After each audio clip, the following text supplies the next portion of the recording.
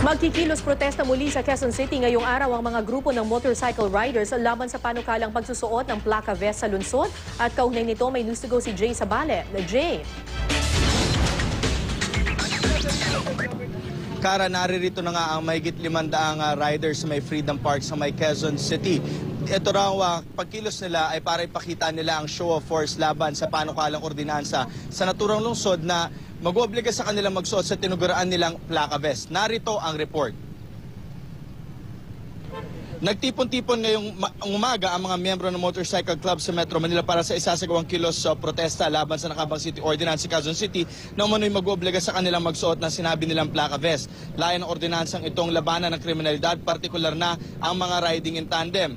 Ang mga motorcycle riders ay mula pa sa iba't ibang lugar sa Metro Manila. Ang meet-up points nila kanina ay Phoenix Gas Station sa Visayas, Centris Macdo, Shell J. Vargas, Total Station sa Valenzuela, Pure Gold Dalandan, Valenzuela, Shell Almar at Marikina Riverside. Mula alas 7 ng umaga hanggang alas 8 ng umaga ay nag-antayan sila. Matapos ay tumulak nga sila papunta rito sa may culminating point sa may Freedom Park sa 2nd District ng Quezon City. Ang naturang distrito ang hawak ni Councilor Ranulfo Ludovico na siyang author ng ordinansa na nilalabanan ng mga rider. Mula sa Freedom Park ay pupunta sa Quezon City Circle ang mga grupo kung saan magsasagawa sila ng kilos protesta.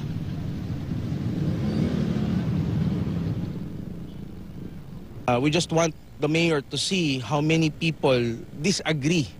Kasi marami nagsasabi na may bilang sa ordinansa, pero ang tunay na bilang na hindi sumusuporta sa ordinansa ay itong pagkilos namin ngayon. According doon sa grupo, nasa isang araw na lamang hanggang next week ang natitirang oras para i-veto ni Mayor Herbert Bautista ang naturang panukala o itong city ordinance nga, dahil ayon nga daw dito kung may 15 days na ang lumipas at hindi pa rin nalagdaan o hindi ito na-veto ng naturang mayor ay magiging isang ganap na ordinansa na ang sinasabi nilang plaka vest. At yan muna ang latest mula dito sa Quezon City Freedom Park. Balik sa'yo, Kara. Maraming salamat, Jay Sabale.